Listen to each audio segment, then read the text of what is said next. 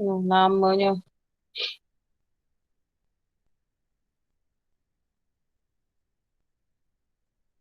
Sementara tu masih ada lagi pelajar tengah masuk.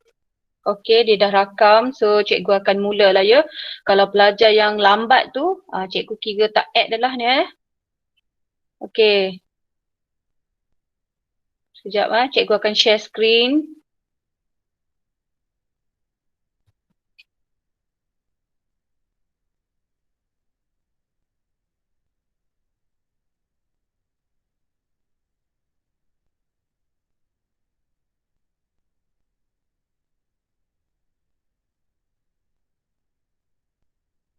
Okey, nampak tak slide cikgu? 5 Bina. Nampak? Tak. Tak nampak lagi? Tunggu sekejap. Belum. Belum lagi. Nampak cikgu. Dah. Dah, sudah nampak Nampak dah. Okey. Ya. Nampak dah? Okey, 5 Syifa. Nampak? Nampak. Okey, very good. 5 Ilham. Nampak cikgu. Nampak. Okey, very good. Okey, so salam perkenalan dari cikgu. Assalamualaikum dan selamat malam Jadi, semua dah kenal kan cikgu? So cikgu ialah Cikgu Munirah dan awak boleh panggil Cikgu Muni. So kalau awak ada apa-apa masalah, awak boleh PM cikgu. Okey, ataupun awak boleh bila sekolah buka nanti boleh terus datang jumpa cikgu. Cikgu ada di 2 tempat, sama ada di bilik guru ataupun di bilik hem lah. So bila-bila masa boleh datang jumpa cikgu Okey, jadi malam ni cikgu akan mulakan dengan penataran format. Sebab awak pun macam tak tahu ke format soalan macam mana, bagaimana dengan peperiksaan amali.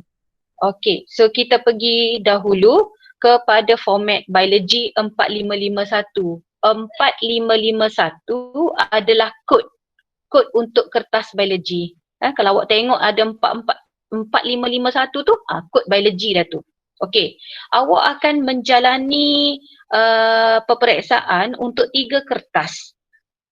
Iaitu kertas 1, kod dia 4551-1. So maknanya itu ialah kertas 1 yang mempunyai soalan objektif 40 soalan. Kalau silibus lama 50 soalan, tapi untuk silibus awak kertas 1 40 soalan objektif yang mengambil masa 1 jam 15 minit. Okey, jelas Okey, kemudian untuk kertas 2, kod dia 45512. Maknanya kertas 2 lah tu. Okey, dan ia berbentuk soalan subjektif. Subjektif ni macam mana? Soalan struktur. Sama macam awak jawab PT3 hari tu lah. Dan awak pun dah jawab kan masa PKBS 2 hari tu. Okey, dan kita ada 3 bahagian untuk kertas 2, iaitu bahagian A, 8 soalan. Bahagian A ni soalan struktur Bahagian A ni soalan struktur. Ada 8 soalan. Soalan 1, 2, 3, 4, 5, 6, 7, 8. Semuanya soalan struktur.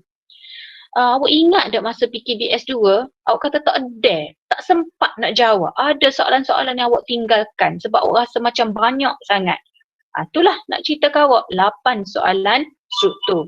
Kemudian, bahagian B, 2 soalan. Bahagian B ni soalan esei Bahagian B ni soalan esei, 2 soalan, pilih 1 sahaja. Markah berapa? Lepas ni. Cikgu akan pergi detail selepas ni. Okey, dan bahagian C, 1 soalan. Dia ada 1 soalan dan wajib jawab. Okey, itu ialah kertas 2. Dan kertas 1 dan kertas 2 ni awak akan menjawab pada hari yang sama. Contoh katakan esok awak ada exam bio SPM. Awak akan hanya menjawab kertas 1 dan kertas 2 sahaja. Okey? 2 kertas sahaja. Dan yang ni peperiksaan kertas 3. Kertas 3 ni hari lain, bulan lain. Maknanya mungkin bulan 10, mungkin bulan 11. Okey, hari lain. Dia asing daripada kertas 1 dan kertas 2. Iaitu kita panggil peperiksaan amali. Dan dia melibatkan instrumen bersepadu. Kenapa dia panggil instrumen bersepadu? Sebab semasa awak menjawab amali tu, dalam satu kertas sudah ada soalan bio, soalan fizik, soalan kimia dalam satu kertas. Dia gabung tiga-tiga soalan, bio, fizik, kimia pada masa yang sama awak buat. Okey, tak apa, jangan risau. Lepas ni cikgu akan pergi detail satu persatu. Okey, kita tengok kertas satu dulu. Awak fokus kertas satu dulu ya. Okey, untuk kertas satu, okey, dia adalah item objektif. Item objektif, ada soalan jenis aneka pilihan dan aneka gabungan. Apa maksud aneka pilihan? Aneka pilihan ni ialah jawapan yang ada A, B, C, D atau A, B, C. Dahulu awak jawab soalan A, B, C, D kan? Sekarang tidak. Dia mungkin ada jawapan yang ada A, B, C, D atau ada tiga saja, A, B, C. Itu kita panggil aneka pilihan. Yang kedua, soalan jenis aneka gabungan. Dia gabung-gabung. Jadi awak kena cari 1 dan 2, 2 dan 3, 3 dan 4. Okey? Dan jumlah soalan kertas satu objektif ialah 40 soalan, 40 markah, jawab pada borang OMR 1 jam 15 minit. Okey, dapat Okey, untuk kertas 2, cikgu dah bagi tahu tadi dia ada 3 bahagian. Bahagian A 8 soalan kan? Okey, jumlah markah dia 60 markah. Sangat besar. So kalau awak hilang dekat bahagian A ni, awak dah hilang hampir 60 markah. Besar sangat peratusan dia. Okey. Bahagian B, 2 soalan, jawab 1. Tetapi 1 soalan 20 markah. Memang ada 2 soalan. Awak pilihlah 1. 1 tu 20 markah. Maknanya walaupun dia 1 soalan tetapi dia ada anak-anak dia. Dia ada 1A, dia ada 9A1, 9A2, 9B, 9B1. Dia ada anak-anak. So markah dia 20 markah. Dan bahagian C, 1 soalan tu sahaja yang awak jawab dan 20 markah. So jumlah semuanya 100 markah. Jawab di mana? Kalau bahagian A, 8 soalan tadi, jawab pada ruang dalam soalan. Maknanya soalan struktur kita jawab pada soalan tu. Tetapi untuk bahagian B dan bahagian C, awak jawab pada helaian tambahan. Maksud cikgu, kita akan bagi kertas lain. Kita akan bagi kertas kajang. Okey? Awak jawab bahagian B dan C pada kertas kajang. Itu ialah soalan esei. Masa menjawab 2 jam 30 minit. Okey, dapat Okey, untuk kertas 3 adalah kertas amali lah, peperiksaan amali. Ada esei ke cikgu? Tak ada. Dia soalan struktur. Okey, dia soalan struktur dan dalam satu kertas sudah ada 3 item. Sudah ada 3 item. Item fizik, item bio, item kimia. Fizik 15 markah, kimia 15 markah, bio 15 markah. So jumlah semua 45 markah. Okey, 45 markah. Dan awak bila masuk sahaja exam, awak akan diberi masa 5 minit untuk merancang. Merancang ni maksud dia baca soalan, tengok, semak, bahan radas cukup ke tak, kemudian awak menjawablah.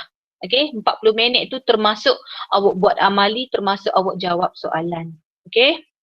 Setiap item. Awak jangan risau, 40 minit setiap item. Maksudnya 40 minit untuk fizik, 40 minit untuk bio, 40 minit untuk kimia. Cukup. Cukup masanya. Okey, awak kata banyaknya soalan cikgu, kertas 2 ni. Kertas 2 ni banyak. Saya hari tu pun saya tak sempat jawab. Sebenarnya awak kena berlatih jawab. Sebab soalan ni sebelum dia keluar format ni, sebelum dia keluar format bahagian A 8 soalan, bahagian B 2 soalan pilih 1, sebenarnya lembaga peperiksaan dia sudah buat soalan sama macam ni, dia sudah cuba, dia sudah test, dia sudah uji di beberapa sekolah di seluruh Malaysia. Dia pergi belakang, Sarawak, dia pergi Sabah, dia pergi Pahang, pergi Kelantan pun dia datang, dia try dekat beberapa sekolah. Dan kita dah tanda jawapan pelajar tu dan kita tengok pelajar boleh jawab. Pelajar cukup masa. Maknanya memang cukuplah masa untuk jawab 8 soalan bahagian A, 1 soalan bahagian B dan sebagainya. Okey, jadi awak pun kena berlatih lah guna masa yang ada tu untuk menjawab soalan sebagaimana yang diperuntukkan. Okey, ini ialah kertas 1 tadilah. Okey, ni secara lebih detail lagi. Cikgu dah bagi tahu tadi kan.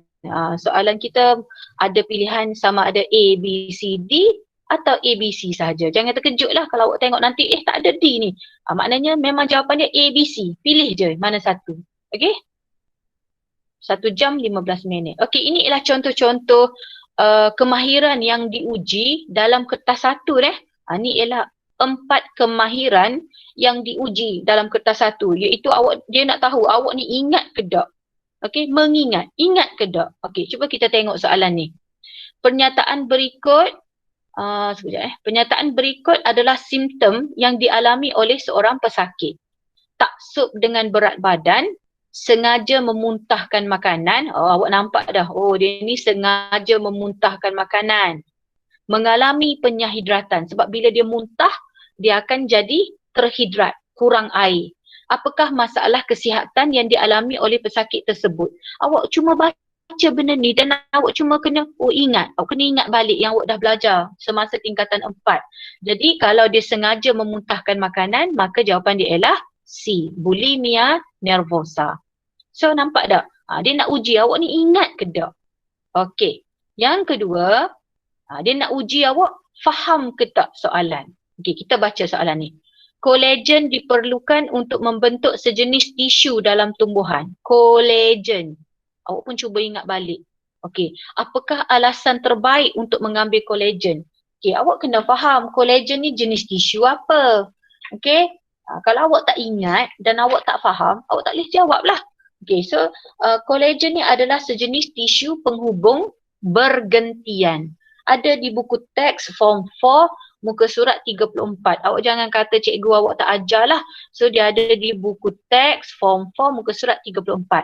Jadi kolagen ni adalah sejenis tisu penghubung bergentian. Jadi kenapa kita nak ambil kolagen? Jadi bila kita faham tentang fungsi kolagen tu, so kita akan jawab D sebagai tisu penghubung bergentian di dalam kulit. Okey, dia nak tahu awak ni faham ke tak dengan soalan. Okey, seterusnya. Yang ni kita tak belajar lagi. Yang ni awak akan belajar tingkatan 5. Mengaplikasi. Bila awak dah belajar ni, awak boleh tak nak guna benda ni yang awak faham untuk aplikasi bila nak jawab. So cikgu tak akan guna lagi, cikgu tak akan bincang sebab nanti tak masuk lagi bab ni. Belakang tu, bab tingkatan 5. Okey, dia nak tengok kemahiran awak aplikasi. Dan akhir sekali, dia nak tengok kemahiran awak menganalisis. Menganalisis ni awak kena baca soalan, awak kena analisis. Okey, cikgu nak ujilah. Okay, kita cuba baca soalan dulu. Kementerian Kesihatan ada mencadangkan menu pinggan sihat Malaysia yang mengandungi kalori yang tinggi bagi seorang individu yang menghidap penyakit tertentu.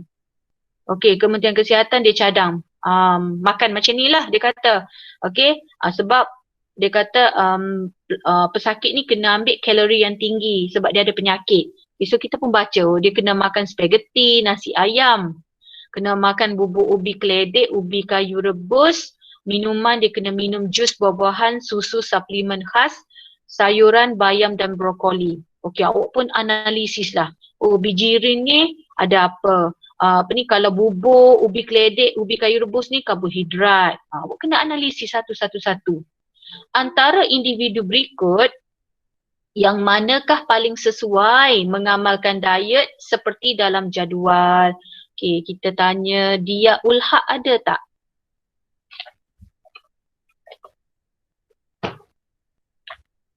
Ada ke?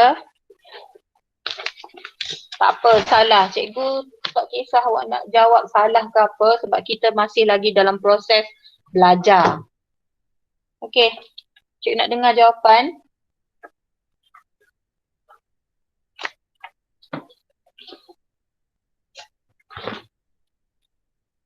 Macam mana senyap ni?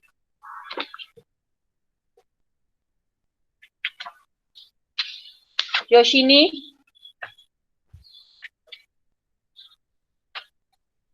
Ya, cikgu. Ha, agak-agak lah, tak apa. Cikgu ni tak marah. Awak jangan risau dengan cikgu. Memang cikgu suka tanya soalan tapi cikgu tak marah. Cuma kalau ada depan cikgu, cikgu cubit. Ha, Dia. tak apa. Agak-agak. A, B, C, D. D, cikgu. D. Apa ni? Yushini Ya. Okey. Yushini kata D Okey, kita dengar lagi jawapan dia. Mana dia? Dia Ulhaq. Dia, where are you? Dia tak nak menjawab Okey, kita tanya Atilah. 5 Syifa. A, B, C, D.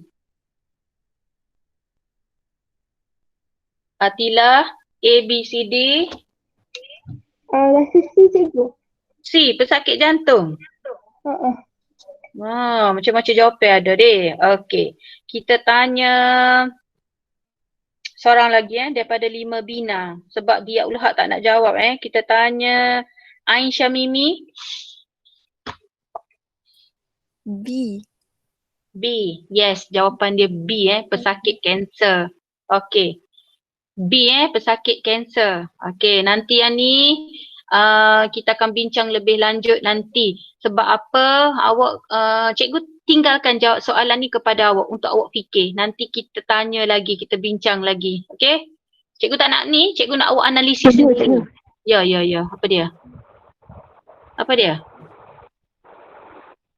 Apa? Siapa nak kecek ni?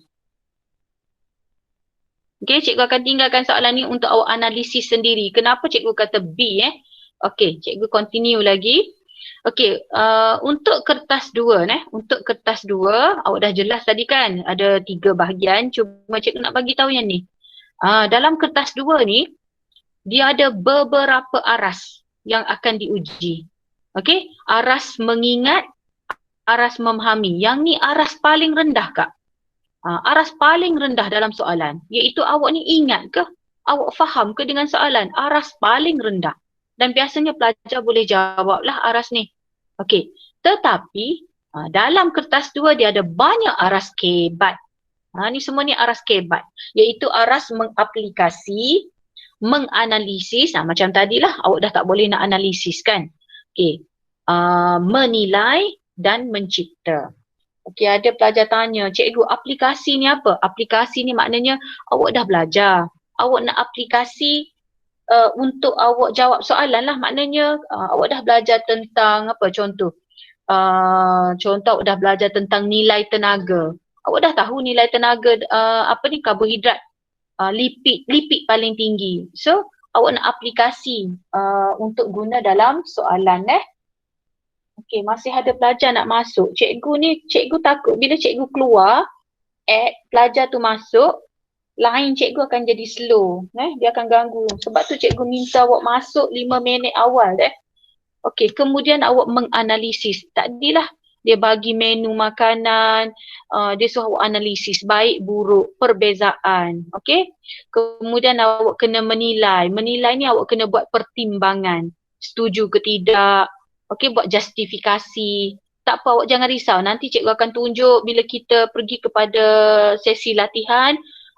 Biasanya cikgu akan pergi detail. Soalan ni jenis apa? Soalan ni analisis. Soalan ni menilai. Okey? Dan akhir sekali, aras paling tinggi ialah aras mencipta lah. Ini aras paling tinggi. Aras mencipta. Yang ni kena pelajar yang lebih kreatif, yang lebih ke depan lah. Okey? Yang lebih terbuka. Jadi soalan untuk kertas 2 adalah 100 markah.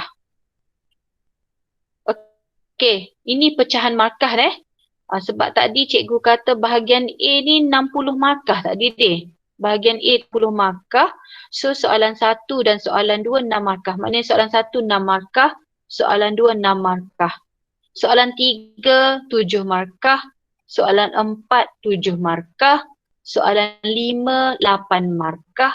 Soalan 6, 8 markah. Soalan 7, 9 markah. soalan 8, 9 markah. So total mark untuk bahagian A saja ialah 60 markah. Jadi sebab itulah PKBS 2 hari tu ada pelajar tinggal. Tinggal situ, tinggal sini, tinggal. Dia banyak hilang markah dekat bahagian A. Sedangkan bahagian A ni lah yang paling banyak markah. Okay. Okay, kita pergi kepada kertas 3 dah. Sekejap dia problem dah ni. Dia cikgu tekan dia tak nak pergi. Sekejap ada problem dah. Tunggu sekejap.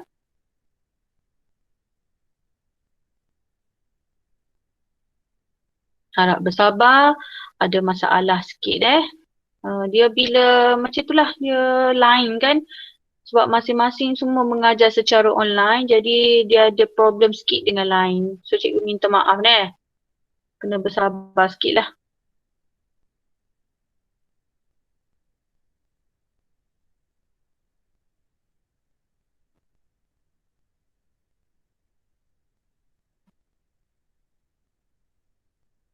Nampak lagi tak slide cikgu ke dah terkeluar dah?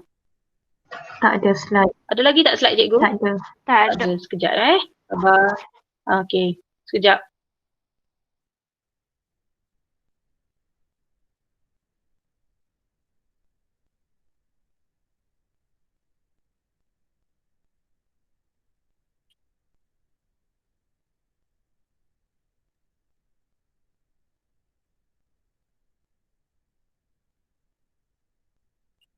Sekejap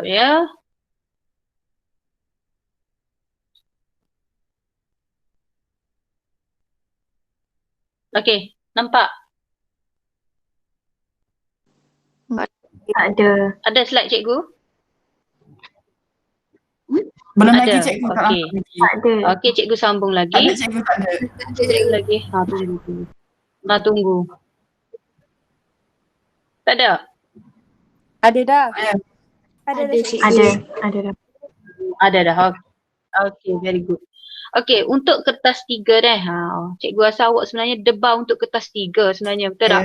Okey, kertas 3 ni ujian amali lah. Betul, cikgu faham sangat sebab cikgu adalah batch 2 tahun yang terakhir sebelum ujian amali ni dimansuhkan. Cikgu sempatlah esok amali.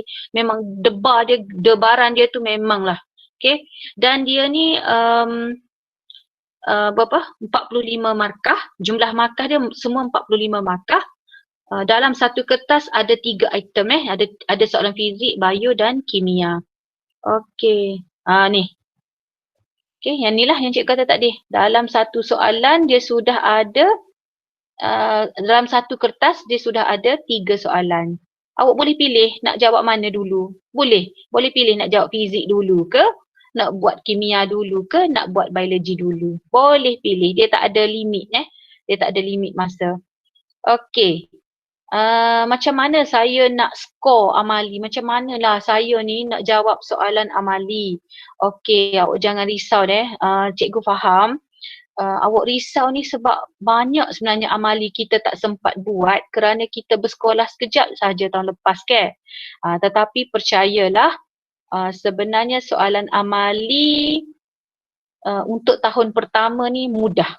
Okay, sebab awak ni ialah first batch untuk soalan amali SPM. Jadi awak jangan risau. Soalan amali awak mudah sangat. Okay, mudah sangat. Okay, macam mana? Apa yang dia nak uji? Dia nak tengok apa masa awak eksperimen ni? Okay, sebenarnya dia nak tengok kemahiran awak buat eksperimen. Dia nak tengok budak ni pandai ke tak buat eksperimen. Iaitu dia nak uji kemahiran proses sains awak. Jadi kemahiran proses sains ni apa? Dia nak tengok awak ni mahir ke tak memerhati. Mahir ke tak pelajar ni memerhati. Memerhati menggunakan deria penglihatan, pendengaran, sentuhan, rasa, bau. Ada soalan yang melibatkan mata. Awak kena tengok, benda ni macam pelik, benda ni macam berbeza. So awak pun guna tangan awak sentuh. Ada soalan. Okay. Bukan cikgu bocorkan, cikgu nak kata contoh. Okay. Yang kedua, dia nak tengok pelajar ni pandai ke tak mengelaskan. mengumpulkan objek atau fenomena menggunakan persamaan dan perbezaan. Awak pun tengok, katakan contoh dia bagi spesimen, awak pun tengok, spesimen ni nampak macam berbeza, spesimen ni nampak macam sama. Okey. Yang ketiga, dia nak tengok pelajar ni pandai tak mengukur menggunakan nombor. Pandai ke tak nak ukur guna pembaris, nak guna silinder penyukat, nak guna picagari. Ada pelajar picagari pun tak pandai nak baca. Dia nak tengok budak ni pandai tak mengukur. Okey. Kemudian dia nak tengok pelajar ni pandai tak membuat inference, membuat sebab akibat. Bila awak dapat data, awak boleh baca, apa data aku ni rendah? Kenapa jadi macam ni? Awak kena pandai beri sebab. Okey. Kemudian meramal. Dia ada soalan meramal. Contoh katakan awak buat eksperimen tentang apple. Awak belah-belah apple, kemudian awak biarkan apple tu. Soalan pun tanya, apakah yang akan berlaku sekiranya apple itu dibiarkan lagi 2 jam? Apa akan jadi? Awak kena ramal lah. Okey. Kemudian dia nak tengok pelajar ni pandai tak berkomunikasi, pandai bina jadual tak, pandai buat graf tak, okey, pandai buat rajah tak. Okey, lagi menggunakan perhubungan ruang dan masa, memperihalkan perubahan parameter, bentuk, saiz dan isi padu. Maknanya kalau rendam, isi padu tu akan jadi apa? Bertambah ke berkurang? Dia kena pandai baca, buat eksperimen, kena pandai pula kalau bertambah masa apa jadi pada spesimennya. Okey, kemudian mentafsir data, membuat hipotesis. Contoh semakin bertambah masa semakin jadi apa? Okey, semakin bertambah suhu semakin jadi apa? Kena pandai buat sendirilah hipotesis. Kemudian kena buat definisi operasi dan mengawal pemboleh ubah. Kena tahu pemboleh ubah manipulasi apa, pemboleh ubah bergerak balas apa, pemboleh ubah manipulasi. Jadi sebelum ni awak main-main buat eksperimen, awak tumpang-tumpang pelajar lain, kawan awak buat, awak tengok saja, tak boleh dah. Awak kena buat dah, awak kena join. Kalau buat dalam berkumpulan pun, awak kena buat. Sebab dia nak tengok ni, nanti peperiksaan amali, awak buat seorang-seorang. Okey? Dan selain daripada kemahiran proses sains, dia nak tengok kemahiran manipulatif awak. Okay, kemahiran manipulatif itu awak ni pandai tak nak guna dan mengendalikan peralatan sains dengan bahan dengan betul. Ada pelajar bila dia terlalu panik, penunu Bunsen pun dia tak boleh nak hidupkan. Ada pelajar bila dia panik, picagari pun dia tak pandai nak guna. Okey, sebab dia panik sangat. Tapi dia tak buat eksperimen. Okey, mengendalikan spesimen dengan betul, melakar spesimen bahan dan peralatan sains dengan tepat. Okey, jadi macam mana awak nak, orang kata apa, nak mahir lah lukis raja, lukis graf. Jadi awak bacalah buku teks tingkatan 4, muka surat 11, 12, 13, 14. Okey, buku teks tingkatan 4 sementara masih ada tu, awak bacalah muka surat 11, 12, 13, 14. Fahamkan ayat dia, istilah yang dia guna deh. Istilah yang dia guna tu. Okey, inilah suasana awak nanti bila awak peperiksaan amali deh. Awak nampak tak awak masuk makmal tu, bila dibenarkan masuk makmal awak akan cek dulu. Ada tak bahan radas bio? Cek satu-satu bahan radas fizik, bahan radas kimia. Dia akan letak atas satu meja tu dah ada siap-siap dah 3-3. Fizik, kimia, bio. Okey, satu calon 3 bahan radas fizik, kimia, bio. Okey, kemudian bila dia kata boleh menjawab, nampak tak? Satu meja 2 orang saja. Hujung sini, hujung sini. Dan awak boleh mula, nak pilih nak buat fizik dulu boleh, nak buat bio dulu boleh, nak buat kimia dulu pun boleh. Boleh mana-mana. Awak buat, awaklah jawab. Okey? Cikgu duduk mana? Boleh tak cikgu tolong saya? Cikgu pun kena exam bersama-sama dengan awak. Dan peperiksaan amali ni serentak satu Malaysia. Serentak satu Malaysia. Pelajar ambil aliran sains tulen akan menjawab amali pada hari itu. Serentak Okey.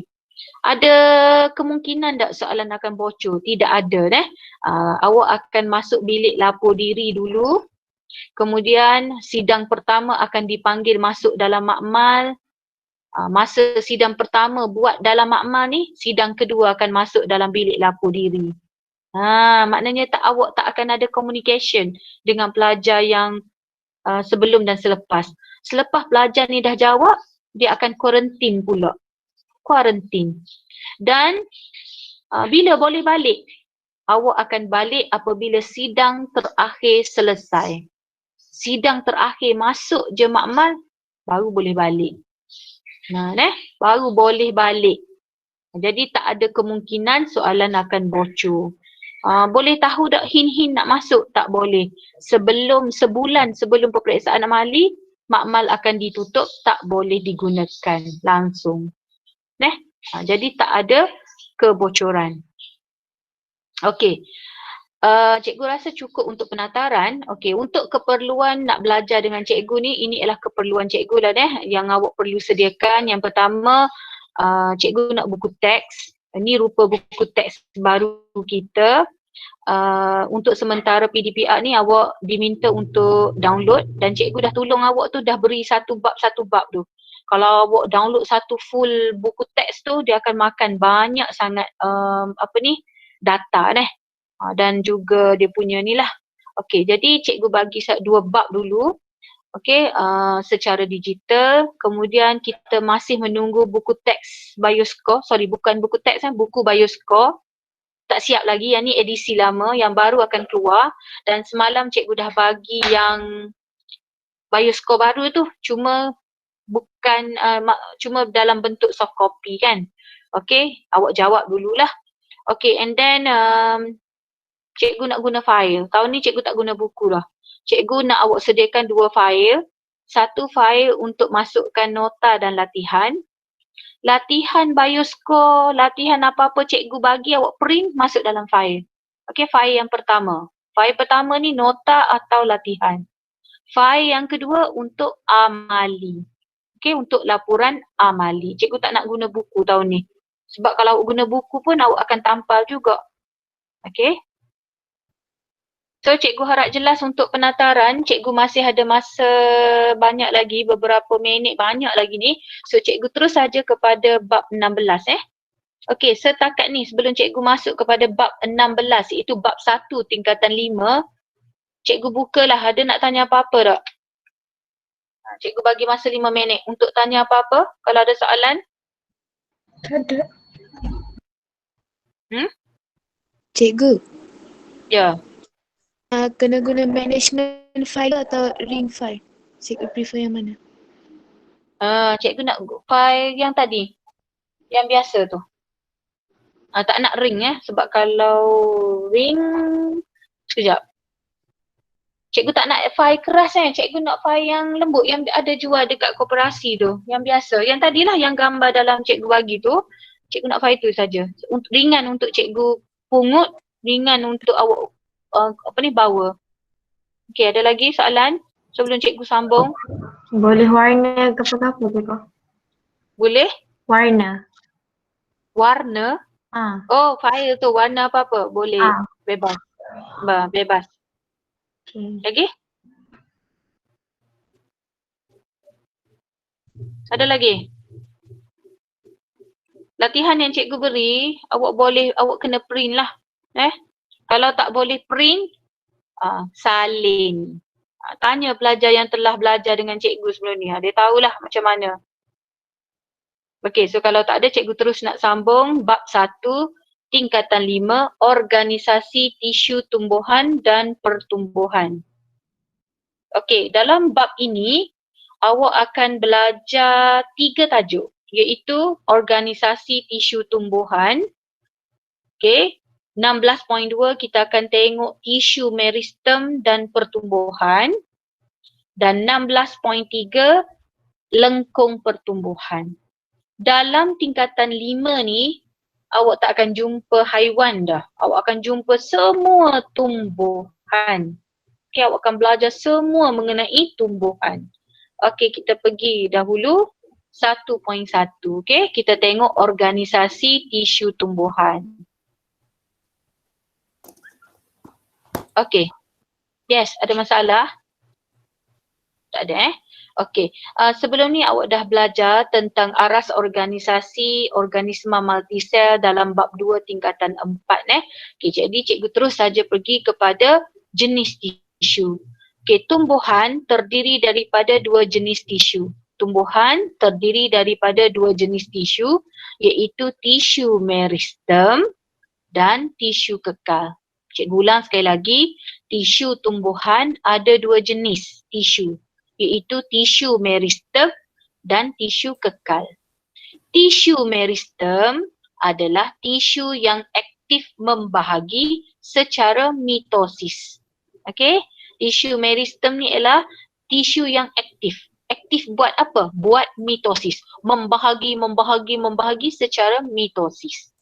Dan tisu meristem ni terbahagi pula kepada 2. Cuba awak tengok, kalau nama dia tisu meristem, nama dia meristem juga, iaitu tisu meristem apex dan tisu meristem lateral. Jangan risau, nanti kita akan pergi lebih detail. Tisu meristem apex di mana, tisu meristem lateral di mana. Okey? Tisu kekal ni, tisu kekal lah, dia tidak membahagi. Okey, so dia terdiri daripada 3 jenis tisu iaitu tisu epidermis, tisu asas dan tisu vaskular. Tisu epidermis, tisu asas dan tisu vaskular. Okey, tisu asas terbahagi kepada 3 iaitu, tengok nama dia semua ada mama. Okey, parenchyma, collenchyma, sclerenchyma. Jangan risau, kita akan pergi satu-satu lepas ni. Okey, dan tisu vaskular terdiri daripada 2 jenis iaitu xylem dan phloem. Boleh ke dulu? Okey, tisu tumbuhan ada 2 jenis. Tisu meristem, tisu kekal. Tisu meristem ni aktif membahagi. Dia buat mitosis. Okey, dia membahagi secara mitosis. Terdiri daripada 2 pula. Meristem apex, meristem lateral. Tisu kekal pula ada 3 jenis. Okay, terbahagi kepada 3 jenis. Tisu epidermis, tisu asas, tisu vaskular. Tisu asas terdiri daripada 3 jenis. Mama, parenchyma, collenchyma, sclerenchyma. Tisu vaskular, xylem dan phloem. Okay, boleh Okay, kita pergi satu-satulah. Okay, tisu kekal. Tisu kekal, tadi cikgu kata kekal. Maknanya tisu ni sudah matang. Boleh? Tisu kekal ni maknanya tisu yang sudah matang, yang telah mengalami pembezaan atau sedang mengalami pembezaan. Awak ingat dah, awak dah belajar masa tingkatan 4 dulu, sel ni dia akan menjalani, menjalani 3 proses. Itu yang pertama dia akan apa dulu? Dia akan membahagi secara mitosis dulu. Membahagi secara mitosis. Okey. Lepas dia membahagi, dia akan memanjang. Dia menambah saiz dia. Memanjang. Lepas dia memanjang, dia membeza. Cikgu suka guna simbol matematik. Cuba awak tengok. Membahagi secara mitosis. Dia bahagi jadi banyak. Bila dah banyak, dia akan masuk zon yang kedua, dia akan memanjang. Dia akan menambahkan saiz dia jadi panjang. Okey, kemudian dia membeza. Okey, membeza ni maksud dia sudah ada fungsi, dia sudah ada bentuk yang berbeza. Sebab tu kita panggil dia pembezaan. Maknanya dia sudah berbeza. Beza apa? Beza bentuk dan dia sudah berbeza fungsi. Jadi tisu kekal ni ialah tisu matang. Sebab apa dia sudah matang? Sebab dia sudah berbeza. Berbeza apa cikgu? Berbeza dari segi bentuk, berbeza dari segi fungsi. Maknanya dia sudah ada fungsi dia dah. Dia matang dah. Okey? Dan tisu kekal ni ada 3 jenis lah. Iaitu tisu epidermis. Okey, tisu epidermis. Mana tisu epidermis? Ni. Okey, tisu epidermis ni. Tisu epidermis ni duduk luar ni. Tisu epidermis. Okey? Ni tisu epidermis ni. Jadi tisu epidermis, tisu kekal. Okey, lagi tisu asas. Tisu asas tadi yang cikgu kata tadi, mama kan, tisu asas. Parenchyma, sclerenchyma ni, sclerenchyma dan cholenchyma. Ni 3 tisu asas. Ingat 3 tisu asas ni mama. Parenchyma, sclerenchyma, cholenchyma. Cikgu saya nak ingat macam mana ni. Kalau bentuk gini parenchyma, kalau bentuk macam ni sclerenchyma, nanti cikgu akan pergi lepas ni. Okey. Dan tisu vaskular. Mana tisu vaskular? Tisu vaskular yang ni. Xylem dan phloem. Boleh tak dulu? Okey. Boleh ke tak dulu? Jadi tisu kekal ni duduk mana cikgu? Tisu Boleh. kekal. Tisu kekal ni duduk dekat tumbuhan lah. Mana cikgu? Dia tengok tempat dia duduk tu di mana. Kalau di daun ni, tengok. Di daun ni ada phloem, ada xylem, ada epidermis. Okey. Okey, kita pergi satu persatu. Kita tengok epidermis dulu. Okey, tisu epidermis ni tisu yang melapisi permukaan. Dia ni duduk di luar. Dia duduk di luar. Okey, tisu epidermis yang melapisi permukaan luar. Dia duduk di luar. Luar mana? Luar batang, luar daun, luar akar tumbuhan muda. Contoh cikgu back balik. Cuba awak tengok. Ni. Ni dia kata ni. Ni. Ni duduk di luar. Ni tisu epidermis. Awak nampak dia duduk di luar melapisi permukaan. So dia jadi tisu epidermis. Melapisi permukaan. Permukaan mana? Luar batang, luar daun, luar akar tumbuhan muda. Kalau duduk luar, tisu epidermis. Dinding sel epidermis yang terdedah kepada udara diliputi lapisan berlilin dan kalis air yang dikenali sebagai kutikel. Okey, contoh macam daun ke? Ni daun. Lapisan atas ni kita panggil apa? Epidermis lah. Lapisan atas. Cik kata tadi, lapisan duduk di luar tu epidermis. Dan awak nampak tak? Dia terdedah kepada udara. Terdedah kepada udara. Dan bahagian atas epidermis ni dia kalis air. Kenapa dia kalis air? Sebab dia adalah kutikel. Sebab tu kalau awak titiskan air atas daun, awak nampak bulat air tak masuk kan? Sebab apa? Sebab ni ada lapisan kutikel atas epidermis. Ada lapisan di atas epidermis tu lapisan kutikel yang bersifat kalis air. Sebab tu bila kita titiskan air atas daun, dia nampak bulat atas daun. Air tu tak masuk. Sebab apa? Sebab ada lapisan kutikel kalis air. Okey, apa fungsi kutikel atas daun tu? Kutikel ni mengurangkan kehilangan air melalui penyejatan proses transpirasi. Dia nak kurangkan air yang keluar daripada daun tu. Jadi ada kutikel lapisan lilin tu untuk kurangkan kehilangan air, untuk elak air hilang daripada daun melalui proses transpirasi. Okey, yang kedua, melindungi daun daripada kecederaan mekanikal dan menghalang serangan patogen. Jadi sebab itulah atas permukaan daun tu ada kutikel. Jadi ada 3 fungsi lah. Satu, untuk halang kehilangan air melalui proses penyejatan, proses transpirasi, melindungi daun daripada kecederaan mekanikal dan menghalang serangan patogen. Itu fungsi kutikel. Terdapat sel-sel epidermis yang terubah suai mengikut fungsinya.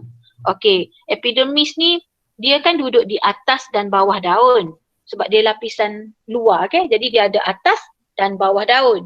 Jadi lapisan epidermis ni dia ada yang dia terubah suai, maknanya dia ada yang mengandungi sel pengawal. Okey, untuk mengawal bukaan liang stoma, dan ada sel epidermis yang terletak dekat sel rambut akar, duduk di akar untuk meningkatkan luas permukaan akar untuk penyerapan air dan garam mineral.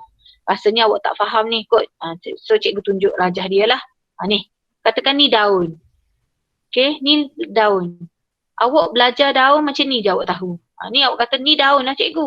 Okey, yang atas ni lah. Ni atas ni. Ni atas ni. Ni atas daun. So nampak tak atas daun ada satu lapisan nipis. Kutikel tadi. Jadi kutikel ni sifat dia ke apa? Sifat dia kalis air. Okey, Jadi sebab itulah atas lapisan ni ada kutikel bersifat kalis air. 3 fungsi tadi. Satu, halang daripada serangan patogen. Yang kedua apa dia? Halang daripada kehilangan air. Yang ketiga, elak daripada kecederaan mekanikal kan. Okey, kemudian awak nampak tak? Selepas tu barulah awak jumpa epidermis. Ni epidermis atas. Ni lapisan epidermis atas. Okey, kemudian lapisan di bawah pula ada epidermis bawah. Dan epidermis bawah ni dia kata tadi terubah suai. Kenapa dia terubah suai? Maknanya ada struktur lain dekat epidermis bawah, iaitu ada struktur sel pengawal. Ni sel pengawal ni. Sel pengawal ni mengawal liang stoma, mengawal pembukaan dan penutupan liang stoma. Okey, dapat Okey, yang kedua tisu asas. Okey, tisu asas tadi cikgu kata mamama, parenchyma, cholenchyma, sclerenchyma. Okey, kita baca dulu parenchyma. Parenchyma ni adalah sel hidup yang paling ringkas dan belum mengalami pembezaan. Mempunyai dinding sel yang paling nipis. Tisu parenchyma yang berada dalam keadaan segah memberikan sokongan dan mengekalkan bentuk tumbuhan herba. Maksud cikgu bila dia segah, dia bukok. Dia segah, dia segar. Dia bukok. So bila dia bukok, dia segah. Cikgu nak suruh awak faham segah tu apa. Segah ni maksud dia segah lah, dia kembang. Dia mengembang. So dia mengekalkan bentuk tumbuhan herba. Terlibat dalam fotosintesis dan membantu penyimpanan kanji dan gula serta terlibat dalam pertukaran gas. Terlibat dalam baik pulih dan penjanaan semula tisu tumbuhan serta dalam pengangkutan sistem vaskular. Banyaknya ciri dia awak kena baca dan banyaknya fungsi dia. Okey, fungsi dia senang je. Fungsi dia satu untuk sokongan. Awak tulis sikit nota tepi ni. Fungsi dia untuk sokongan, fungsi dia untuk simpan makanan. Cikgu ulang sekali lagi, banyak-banyak fungsi dia tu. Satu, fungsi dia untuk beri sokongan sebab segah tu. Yang kedua, fungsi dia untuk simpan makanan. Okey. Okey, lepas tu macam mana saya nak ingat, saya nak kenal tisu parenchyma ni. Okey, tisu parenchyma ni cara nak ingat dia macam ni. Ni cikgu bagi tips. Parenchyma pis. P. Kan soalan nanti dia akan beri bentuk, awak nak tahu macam mana tu adalah tisu parenchyma. Ni, dinding sel nipis. Mana cikgu dinding sel nipis? Ni. Nampak tak dinding sel dia nipis? Nipis je dinding sel dia. Kalau yang ni dinding sel tebal. Okay, so awak nampak tak dinding sel dia nipis je. So pis parenchyma. Boleh takut nanti dia bagi bentuk-bentuk awak pun tak tahu ni parenchyma ke cholenchyma ke apa. Boleh? Okay, kemudian cholenchyma. Okay dah? Okay, cholenchyma. Cholenchyma terdiri daripada sel hidup dan apabila telah matang akan menjadi sel fleksibel. Mempunyai dinding sel yang diperbuat daripada pektin dan hemiselulosa. Kena hafal lah ni. Okay. Mempunyai dinding sel yang lebih tebal berbanding dengan dinding sel parenchyma. Memberi sokongan mekanikal. Tengok, yang ni pun sokongan mekanikal. Yang ni pun sokongan mekanikal juga. Dia sebenarnya secara asas parenchyma ke, cholenchyma ke, sclerenchyma ke semua beri sokongan. Okey. Ingatlah parenchyma pis nipis. So kalau cholenchyma dinding dia tebal. Boleh? Dinding tebal. Ni cikgu tunjuk gambar dah tadi. Ni nampak dinding dia tebal. Dinding dia tebal warna hitam tu. Dinding dia tebal. Okey, cholenchyma. Okey, sclerenchyma. Okey, sclerenchyma ni terdiri daripada sel-sel mati. Dia seorang yang mati deh. Sel-sel mati apabila matang. Yang lain semua hidup. Sclerenchyma sel dia mati. Bila dia matang dia akan mati. Mempunyai dinding sel yang paling tebal antara semua tisu asas. Memberi sokongan dan kekuatan mekanikal kepada bahagian tumbuhan yang matang. Tisu ini juga membantu dalam pengangkutan air dan nutrien dalam tumbuhan. So kalau awak tengok, betul tak cikgu kata tadi? Sokongan, beri sokongan. Okey, dan macam mana saya nak kenal skleron kaima ni cikgu? Sebab tebal sangat dinding dia dan dia jadi bersegi-segi. Skleron kaima segi-segi. Mana dinding dia cikgu? Ni. Kau nampak tak dinding dia bersegi-segi? Dinding dia bersegi-segi. Skleron kaima segi-segi. Parenchyma nipis. Cholenchyma tebal. Skleron kaima segi-segi. Dapat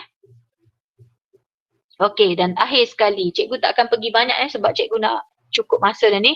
Dan akhir sekali, tisu vaskular. Last tisu vaskular kita ada xylem dan phloem. Okey, xylem terbentuk daripada sel-sel mati yang tidak mengandungi sitoplasma. Mempunyai dinding sel yang diselaputi lignin, terdiri daripada salur xylem yang memanjang, berongga dan bersambungan antara satu dengan lain dari akar ke daun. Ini membolehkan xylem mengangkut air dan garam mineral dari akar ke semua bahagian tumbuhan. Okey, awak nampak tak I? Ada I. Xylem angkut air. Boleh? Xylem angkut air sebab ada I tu. Jadi xylem mengangkut air dan garam mineral. Nak ambil daripada mana air? Mestilah daripada akar. Ambil air dalam tanah, hantar ke seluruh bahagian tumbuhan. Itu cara mudah untuk ingat. Xylem angkut air. Air dan garam mineral. Dari mana? Dari tanah. Tanah tu siapa ambil? Dari akar ke seluruh bahagian tumbuhan. Dan xylem ni angkut air. So bila angkut air, dia kena terdiri daripada sel mati. Dia tak boleh sel hidup. Apa cikgu kena sel mati? Kalau dia sel hidup, air tak sampai ke daun. Apa cikgu tak sampai? Dah sel tu hidup, dia akan guna air. Semua sel dia guna air, air tak sampai dekat daun. So xylem mesti terdiri daripada sel-sel mati. Boleh? Dan bila dia angkut air, dia kena ada dinding sel yang kuat. Sebab apa? Sebab air ni tekanan dia kuat. Takut patah, takut runtuh dinding dalam tu. Jadi dia kena ada dinding sel yang kuat yang diselaputi oleh lignin. Sebab nanti air nak lalu tu, air tu laju dengan tekanan tinggi lagi. Dia takut runtuh dinding dalam sel tu. Okay, jadi dia kena ada dinding sel yang diselaputi oleh lignin. Dan salur panjang tu kita panggil dia salur xylem sebab dia nak angkut air. Dia mestilah panjang. Apa cikgu panjang? Sebab dia nak ambil air daripada akar, nak pergi ke batang nak pergi ke daun. Jadi dia kena panjang salur xylem dan dia kena kosong, berongga tengah-tengah. Kenapa kena berongga? Dia nak angkut air. Awak faham ke tak? Salur xylem ni awak bayangkan macam wayar, macam tiup, macam paip. Dia kena kosong tengah-tengah. Dia kena sel mati supaya dia tak guna air. Dan dia kena ada dinding sel yang kuat yang diselaputi oleh lignin. Okey? Dan phloem. Okey, phloem awak tengok F ni. Okey, kita baca dulu phloem.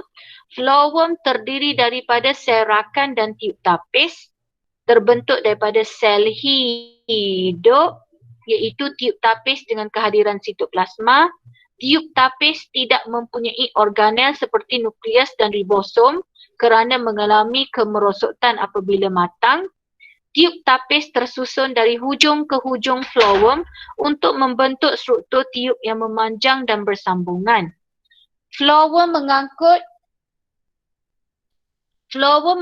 gula yang terhasil daripada proses fotosintesis dari daun ke organ penyimpanan seperti akar, buah dan umbisi. Okey, phloem ni, phloem awak ingat F. F ni angkut hasil fotosintesis. Angkut hasil fotosintesis. F, fotosintesis.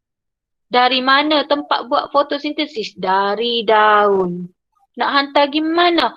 Hantar pergi ke seluruh pokok. Mana? Akar boleh, buah boleh, umbisi boleh.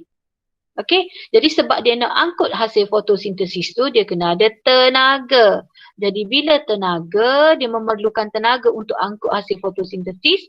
Jadi dia kena terdiri daripada sel hidup. Sel hidup je ada guna tenaga dah. Boleh menghasilkan tenaga. Okey? Dan dia ni mesti tersusun dari hujung ke hujung. Kenapa dia mesti sambung dari hujung ke hujung ke hujung?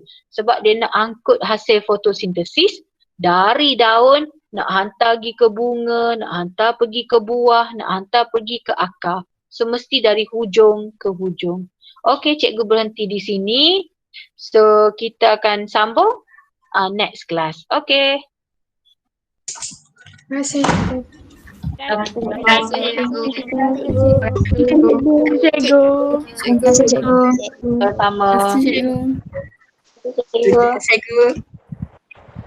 Sama-sama dia. Terima kasih. Nak makan nasi dah tu. Selamat malam cikgu. Yes, selamat malam. Kita jumpa esok. Okey cikgu. Bye cikgu. Cikgu, bye-bye. Bye. Biar selepas tak kali kelas cikgu akan hantar slide tadi. Okay.